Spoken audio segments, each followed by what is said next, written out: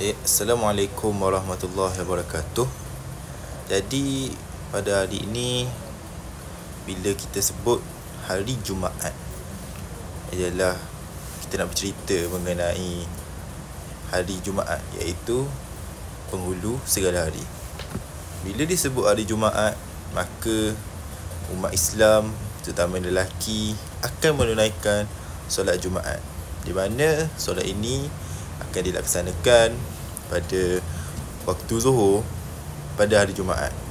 Adapun jika hari itu ialah hari Sabtu, tidak akan berlakulah solat Sabtu.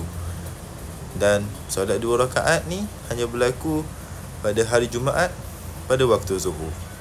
Dan solat Jumaat ini dilakukan secara berjemaah dalam waktu Zuhur dengan didahului dengan 2 khutbah. Bila anda semua melihat kepada solat Jumaat ini telah menjadi satu kewajipan kepada umat Islam untuk solat Jumaat.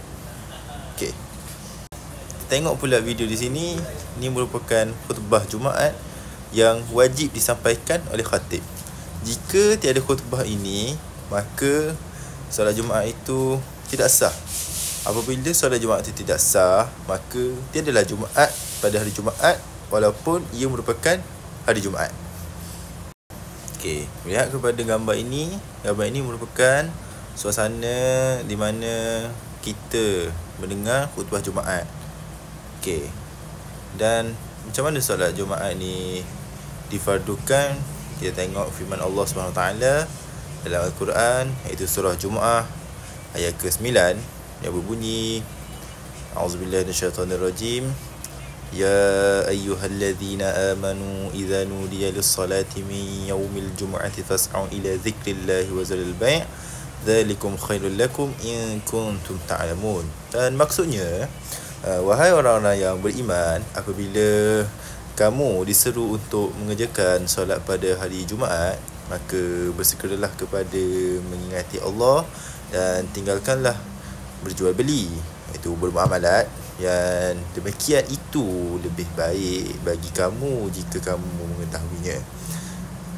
Para penonton yang saya kasihi, jadi hukum solat Jumaat ni wajib bagi lelaki Muslim yang cukup syarat, iaitu mukallaf, baligh, berakal. Jadi inilah suasana solat Jumaat.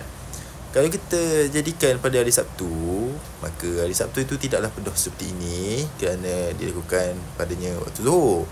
Jadi kalau hari Jumaat ni ialah seminggu sekali dan wajib kepada lelaki. Dan ada pun perempuan tidak wajib kepadanya untuk solat Jumaat kerana mereka ialah perempuan dan tiada dalil untuk mewajibkan kepada perempuan ini. Tapi orang perempuan pun tidak salah untuk melaksanakan solat Jumaat. Tapi perempuan dan kanak-kanak yang tak baligh hendaklah melaksanakan solat fardu Zuhur selepas habis solat Jumaat. Baik, cakap mengenai solat Jumaat lagi. Solat Jumaat ni ia ada syarat sah lah untuk solat Jumaat. Jika tiada syarat ini, maka solat Jumaat itu tidak sah. Dan ada pun jika solat Jumaat itu yang paling penting lah dilakukan pada waktu Jumaat. Dan jika kita teliti pada waktu lain, tiadalah solat Jumaat itu dilakukan pada hari Sabtu kerana dia bercanggah dengan hari Jumaat. Baik.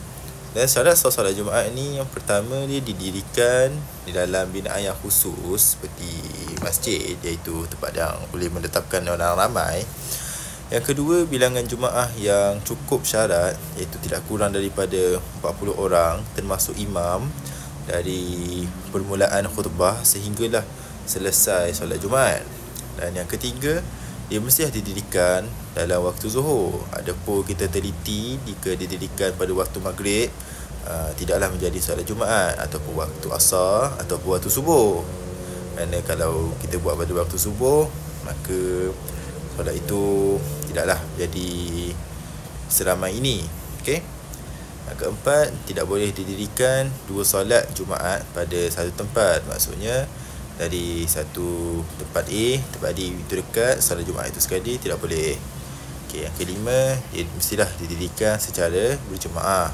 Adapun kalau seseorang itu mendirikan solat dengan niat Jumaat tapi dia berseorangan, maka solatnya tidak sah. Yang keenam, dia mestilah dilalui dengan 2 khutbah. Kalau ada pun 1 khutbah, maka tidak sahlah Jumaat itu.